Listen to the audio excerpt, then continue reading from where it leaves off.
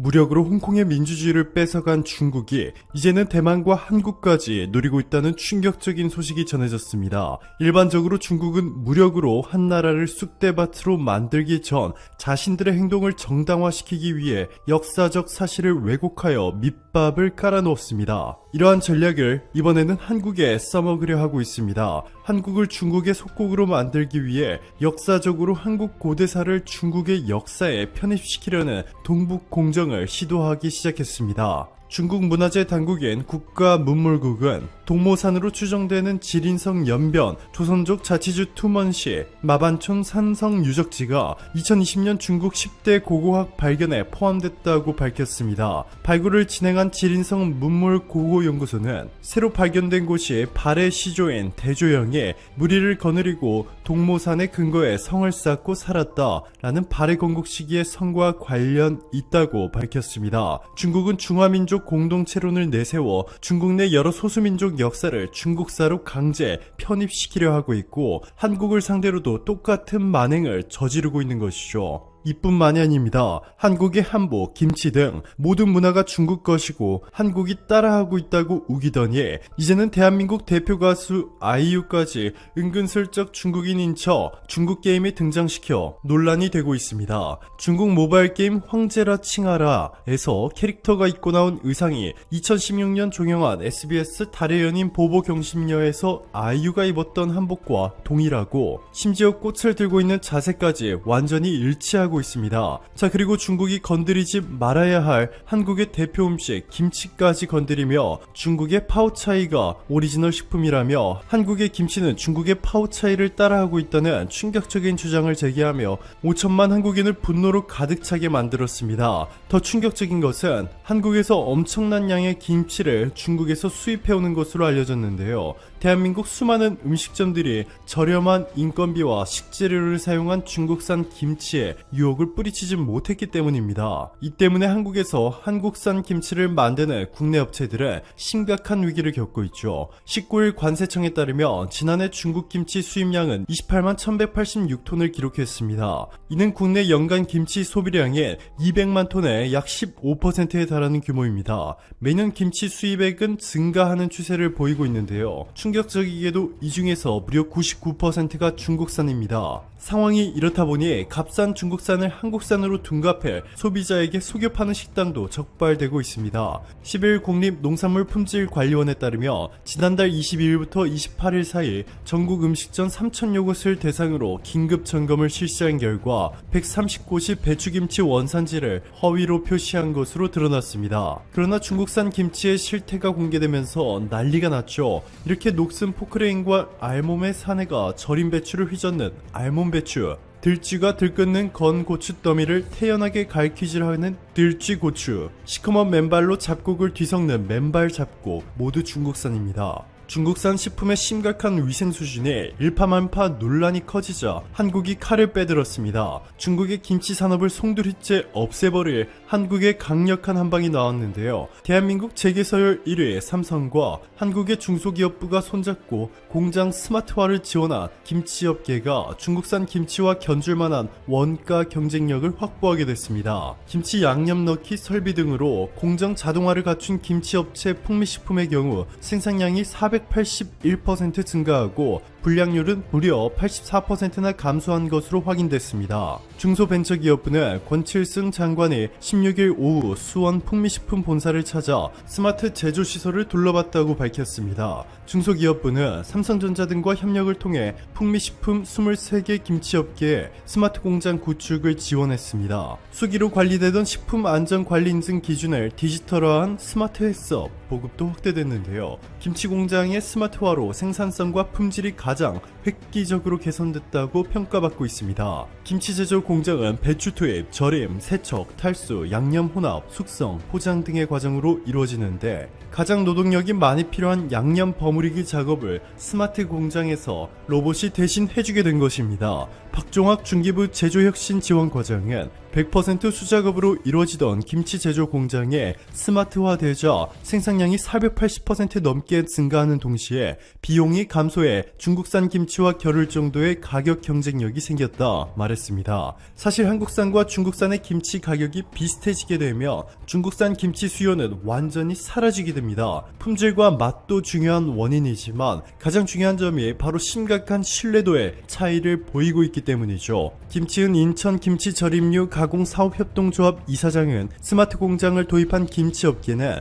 매출이 50% 늘고 원가 경쟁력이 20%가량 늘어나면서 중국산 김치와 겨룰 경쟁력이 생겼다. 과거엔 중국산 김치와 2배 이상 가격 차이가 벌어졌지만 이제는 크게 차이 나지 않는다 전했습니다. 관세청에 따르면 한국산 김치 완제품의 수출액은 지난해 1억 4,451만 달러, 하나로 약 1,614억 원으로 역대 최고치를 경신했습니다. 국가별로는 일본이 7,109만 달러로 절반에 육박했고 미국 2,305만 달러, 홍콩 775만 달러, 대만 587만 달러로 뒤를 이었습니다. 100만 달러 이상 수출한 국가도 14개국에 달했습니다. 김치 수요는 당분간 더 늘 전망인데요. 미국의 시장조사기관 마켓워치는 지난 12일 보고서에서 세계 김치 시장은 2018년 30억 달러에서 연평균 5.2%씩 증가해 2025년 42억 8천만 달러에 이를 것으로 내다봤습니다. 또 다른 시장조사기관 데이터 브릿지도 2028년까지 연평균 4.5%씩 성장할 것으로 예상했습니다. 마켓워치는 보고서에서 건강을 고려한 식물성 식단 증가 등이 김치 시장의 성장을 촉진할 것이라고 전망했습니다. 즉 삼성과 중기부의 스마트 공장 덕분에 이제는 한국이 해마다 28만 톤이 넘는 중국산 김치를 수입하지 않아도 되고 오히려 중국산과 같은 가격으로 맛과 품질을 압도하는 한국산 김치를 전 세계에 수출할 수 있게 됐습니다. 이렇게 중국처럼 식품으로 장난치다가 한국에 참교육을 당하게 된 국가는 또 있습니다. 바로 일본이죠. 후쿠시마 제1원전의 방사성 물질 오염수를 바다로 방류하겠다는 일반적인 결정을 내린 일본 스가 정권이 막말 행보를 이어가고 있습니다. 한국과 중국 따위의 이야기는 듣고 싶지 않다 라며 아소다로 일본 부총리는 심지어 방사성 물질이 남아있는 후쿠시마 오염수를 마셔도 된다고 발언했다가 논란이 되고 있습니다. 또한 가토 가스노부 일본 관방장관은 한국의 원자력 시설에서도 국제 기준에 기초한 각국의 규제에 따라 트리튬이 포함된 방사능 물질을 배출하고 있다. 한국과 중국 따위의 이야기는 듣고 싶지 않다 막말을 퍼부었습니다. 결국 문재인 대통령은 국제해양법 재판소에 제소하는 방안을 적극 검토하라 라고 지시했고 일본이 방사능 오염수를 방출하면 수산물 수입 금지도 검토할 것으로 알려졌습니다. 한국이 일본산 수산물 수입 금지를 하게 되면 한국을 벤치마킹하고 있는 동남아의 수많은 전세계 국가들이 따라하기 때문에 파급력은 상상을 초월할 것입니다. 오늘도 감사합니다. 최고로 멋진 하루 보내시길 바랄게요. 안녕하세요, 트래블튜브.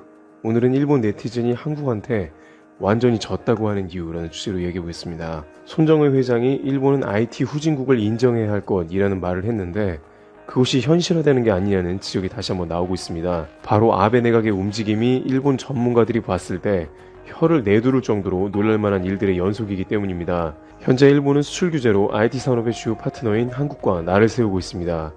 문제는 전세계 반도체 산업을 주도하는 한국과 장차 미래 먹거리인 비메모리 사업 및 현재의 5G 시장 등 급변하는 시장 가운데 서로 협력해야 할 과제가 많음에도 불구하고 오히려 한국을 공격했기 때문입니다. 게다가 최근 이슈는 일본의 IT 담당상 우리나라로 치면 과학기술정보통신부 장관 정도가 되는 이 장관을 전혀 엉뚱한 사람을 임명했다는 데 있습니다.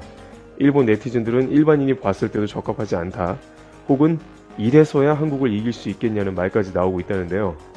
바로 제4차 아베 신조의 새로운 내각 장관들 중에 과학기술 IT 담당상으로 임명된 타케모토 나우카즈 때문입니다. 일부 일본 언론들은 이렇게 세계적으로 경쟁이 치열한 분야에 78세의 고령 장관을 임명한 게 아니냐면서 황당하게도 그가 취임할 수 있었던 주요한 이유는 스마트폰으로 SNS를 할 수 있다는 능력이 있었다는 것이라고 덧붙였습니다. 나이가 많음에도 스마트폰으로 트위터와 같은 SNS도 다룰 줄 안다는 게 장관이 된 이유라는 것이죠. 물론 나이가 많지만 해당 분야에 능력이 있다면 장관을 하지 못하리라는 법은 없습니다만 비슷한 시기에 한국에 임명된 최기영 과기부 장관의 경우 최근까지 서울대 공과대 정규정보공학부의 교수로 역임하며 베테랑 경력자인 것을 봤을 때 일본에서 한국에 이러다가 진다는 이야기도 나올 만하다는 것입니다.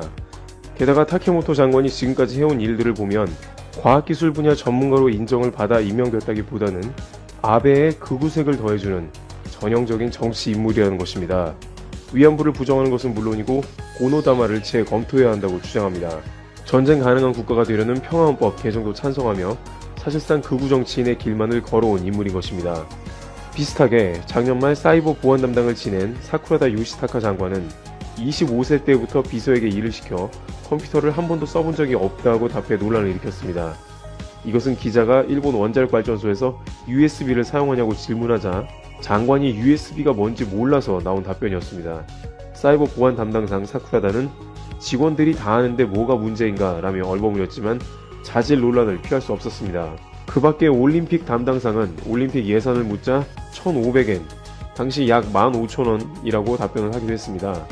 이와 같이 일본의 장관들은 해당 분야에 대해서 전혀 전문가가 아닌 사람들이 구성되어 있고 그저 아베의 극우 성향을 잘 뒷받침해주는 정치적 성향이 매우 강한 사람들로만 채워져 있다는 것입니다. 그러나 그 와중에도 일본의 설문조사 결과는 아베 내각의 개편이 잘 이루어졌다는 긍정적 답변이 많았으며 내각 지지율은 5%가 올라 현재 60%에 가까운 지지율을 보이고 있습니다.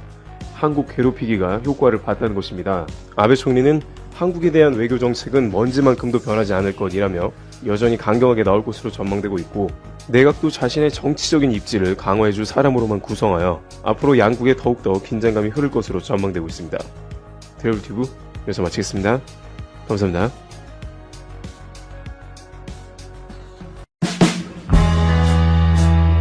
CPU 시장의 황제, 반도체 절대 강자 중의 하나로 손꼽히는 인텔. 인텔이 또 한 번 차세대 칩 공정의 난항을 겪는다는 소식이 발표가 되었습니다. 7나노 반도체 제품 생산에 명백히 어려움을 겪고 있는 것으로 보이며 7나노 제품 출시를 또 한 번 6개월 뒤로 미뤘습니다.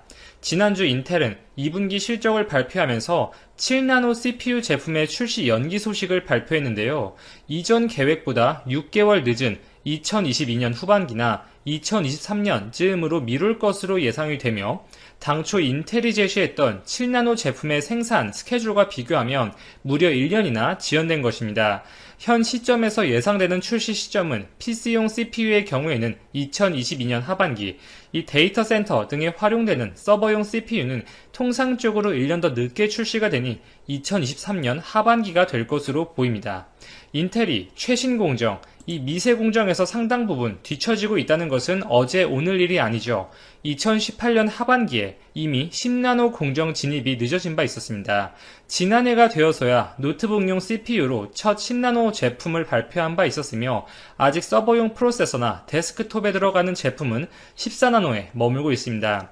경쟁 업체들 AMD나 엔비디아가 이미 7나노를 넘어서 5나노 제품을 고려 중인 것과 비교하면 미세 공정에서 이미 기술 격차가 상당 부분 벌어진 것 아니냐 하는 우려가 크고 또 하나의 문제점은 가령 10나노 공정 진입이 늦어지면 대신해서 14나노 제품군을 늘리게 됩니다. 이렇게 14나노 제품군이 늘어나면 이 제품군이 늘어나는 만큼 당연히 생산 라인이 부족해지겠죠. 이 수급이 꼬여버리게 되어서 공급난이 발생할 확률도 그만큼 올라갑니다.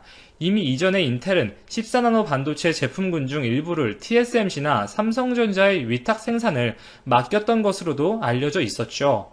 현재 7나노 제품 생산을 연기시킨 배경에는 이 웨이퍼에서 나온 불량 칩셋의 비율이 높아서 수율이 만족스럽지 못하다는 것입니다. 7나노가 늦어지면서 10나노 제품 생산을 늘리겠다고 발표를 했죠. 이 공급이 감당되지 않으면 이 과거처럼 10나노 제품 생산을 다른 기업들에게 위탁 생산으로 넘길 가능성도 현 시점에서 존재한다. 이렇게 볼 수가 있고요. 인텔은 한국의 삼성전자와 마찬가지로 종합 반도체 기업입니다. 생산부터 공정까지 모두 진행하는 기업이죠. 물론 14나노, 10나노에서도 진행이 원활하지는 못했지만 이 7나노 공정에 들어와서는 확실히 힘겨워하는 모습이 분명합니다.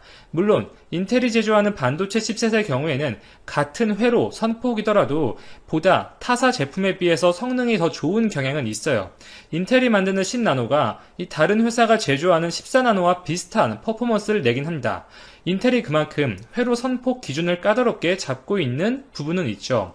그러나 이러한 부분을 고려하더라도 이미 5나노에 진입한 같은 종합 반도체 기업인 삼성전자나 이 파운드리 업계 1위인 대만의 TSMC와는 기술 격차가 벌어지고 있는 것이 사실이고, 그렇기 때문에 인텔은 최근 이렇게 자체 생산을 고집하지 않고 이 경쟁사인 AMD가 취하는 방식처럼 외부 파운드리 업체에 생산을 맡기는 방안을 진지하게 고려하겠다고 밝혔습니다. 스완, 인텔의 CEO는 이번 컨퍼런스 콜에서 타 파운더리 업체와 기술 협력을 꾀하거나 아예 위탁 생산을 맡기는 방안도 검토하고 있다고 밝혔습니다. 이미 수차례 7나노 제품을 지연시킨 것에 대한 시장의 불신이 팽배해진 상황에서 실제로 이 같은 인텔의 계획이 발표되자마자 인텔의 주가는 폭락했었죠. 대비되어서 AMD의 주가는 큰 폭으로 상승했습니다. 인텔의 2분기 실적이 시장 예상치를 상회했음에도 불구하고 7나노 제품의 지연 소식은 시장의 투자자들에게 매우 부정적인 시그널로 다가왔었던 것이죠. 그 반도체 최강 기업인 인텔이, 종합 반도체 기업인 인텔이 이 외부에 수주를 줄 수도 있다는 워딩을 하는 것은 그만큼 의미가 큰 부분이라고 많은 시장 참여자들에게 받아들여졌습니다. 어느 정도 자체 제조의 한계에 이른 것이 아닌가, 이렇게 우려가 되고 있죠. 그 배경에는 또한 경쟁업체인 AMD가 무섭게 인텔을 추격하고 있습니다. AMD는 진작에 이 TSMC 측에 위탁 생산을 맡기고 있었죠. CPU 시장 2위 기업인 AMD는 이미 2018년에 7나노 칩 개발을 마쳤고 해당 칩을 사용한 제품을 생산하고 있습니다. 현재 5나노 기반 제품도 출시 예정에 있고요. 물론 아직까지는 인텔의 점유율이 압도적이긴 해요. 이 서버용은 인텔이 95%가량의 시장 점유율을 가져가면서 사실상 독주 체제이고, PC용의 경우에도 80% 안팎의 점유율을 유지하고 있습니다. PC에서도 이 데스크탑과 노트북으로 구분을 할 수가 있죠. 이 데스크탑만 한정해서 볼 경우에는 AMD와 인텔의 점유율이 거의 동일한 수준까지 AMD가 추격을 했습니다.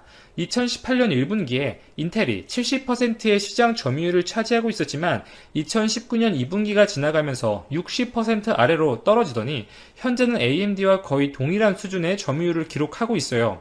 이렇게 PC용 제품에서만큼은 AMD의 거센 추격을 받고 있다는 것이 명백한 팩트이고, 서버용의 경우에는 보다 높은 안전성이 요구가 되기 때문에 제작 난이도가 높고 오랫동안 왕좌에 있었던 인텔의 저력을 무시하기에는 어렵죠. AMD나 이 서버 시장에서 엔비디아의 약진도 돋보이는데, 이들 기업들이 이 서버용에서는 인텔을 따라잡기에 분명 시간이 걸릴 거예요. 그러나 엔비디아도 이미 GPU 시장의 절대 강자로 입지를 굳건히 하고 있죠. 조만간 삼성전자의 시총을 추월할 것으로 예측이 되고 있습니다. 각종 데이터 센터나 클라우드, 자율주행 차량에 광범위하게 사용되는 GPU가 이미 차세대 산업에서 핵심 파트 중에 하나로 자리 잡고 있어요. 생각보다 빠르게 수요가 늘어나고 있습니다. 엔비디아는 이 GPU를 TSMC와 삼성전자 측에 위탁 생산을 맡기고 있죠. 인텔의 아키텍처, 그 경험, 물론 압도적이라고 볼 수가 있습니다. 그러나 이렇게 경쟁 업체들이 이 적극적인 파운드리 업체와의 협력, 상생을 통해서 명백히 미세 공정에서 앞서 나가고 있고, 인텔이 어느 정도 한계, 그 위기를 직감하고 있는 것이 현재 상황이 아닐까 싶습니다. 인텔이 설사 추가적인 생산 지연 없이 2022년, 23년에 7나노급 제품을 도입한다고 하더라도 그 시기쯤이면 TSMC와 삼성전자는 3나노 공정 양산에 들어갈 시기입니다. 현재 파운드리 시장에서는 7나노에 이어서 5나노 시장마저 TSMC가 주도권을 잡고 1위를 굳혀가고 있는 상황이죠. 이 3나노 공정에서는 기존의 핀팻, 방식을 고수한 TSMC와 게이트-어라운드 GAA로 전환하겠다는 방침을 밝힌 삼성전자와의 이 기술 방향성이 나뉘고 있어서 어느 기업의 제품이 보다 경쟁력이 있을지, 과연 3나노 공정에 진입해서는 삼성전자가 TSMC를 추월할 수 있을지 지켜봐야겠지만, 한 가지 확실한 건 인텔이 단기간에 이러한 삼성전자와 TSMC의 빠르게 진화하는 미세공정 기술력을 따라잡기에는 분명 어려움이 있다는 것입니다. TSMC와 삼성전자의 격차도 물론 현 시점에서 분명하지만 이렇게 1위와 2위 사이의 격차보다 2, 3위 간의 격차가 훨씬 더 큰 상황이라는 것이죠. 결국 업계에서는 인텔이 이 파운드리 카드를 본격적으로 선택할 가능성이 크다고 보고 있습니다. TSMC 업계 1위죠. 그러나 인텔의 경쟁 업체인 AMD의 제품을 양산 중에 있어요. 그리고 올해 인텔이 이 파운드리 업체에 일감을 준다고 가정한다면 이 TSMC의 경우에는 지금 생산 라인이 부족한 상황으로 보입니다. 어느 정도 과부하에 걸려 있는 것으로 보여요. 이 리드 타임이 계속 늘어나고 있습니다. 이 6월부터 중국 화웨이와 TSMC 사이에 공식적인 거래가 끊겼다고 발표를 했지만 상반기, 작년 하반기에 화웨이 측으로부터 어느 정도의 대량 주문이 들어갔을 것은 자명해 보이고 이 공급이 수요를 따라가지 못하는 상황이기 때문에 삼성 파운드리가 그 반사 이익을 얻을 가능성도 점쳐지고 있습니다. 이러한 연유들로 인텔이 삼성전자의 7나노 제품을 맡길 가능성도 점쳐지고 있고, 이 만약에 외주를 맡긴다면 CPU보다는 GPU 쪽일 가능성이 높겠죠.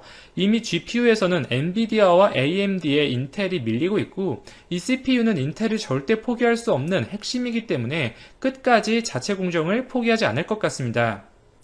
이미 밥 스완 CEO는 투자자들에게 데이터 센터용 GPU는 당장 외부 팹을 이용할 수 있다고 언급했다는 보도도 있었고, 이미 인텔 GPU 개발의 총 책임자 중 하나인 코두리 부사장이 지난해 4월 삼성전자 파운드리가 있는 기흥의 사업장을 방문했다는 보도도 당시에 있었습니다. 이러한 연유들로 삼성전자의 인텔 GPU 수주 가능성이 진지하게 점쳐지고 있고, 정말 이러한 일이 현실화가 된다면 시스템 반도체에서도 세계 1위를 노리는 삼성전자에게 큰 디딤돌이 될 것 같습니다. GPU, 더 나아가서 인텔의 CPU도 노려볼 수 있고, 인텔과의 협력은 전반적인 메모리 반도체의 판매에도 긍정적인 영향을 줄 요인이 되죠. 물론 인텔이 TSMC, 삼성전자 중에 어느 기업의 손을 잡을지는 지켜봐야겠지만 여러가지 정황상 삼성전자의 나쁜 상황은 아닌 것으로 보여집니다. 이상 즐거운 라디오 여기까지 정리하고 마치겠습니다. 오늘도 제 방송을 들어주셔서 진심으로 감사드리며 방송 내용이 도움이 되셨다면 좋아요, 구독 한 번씩만 부탁드리겠습니다.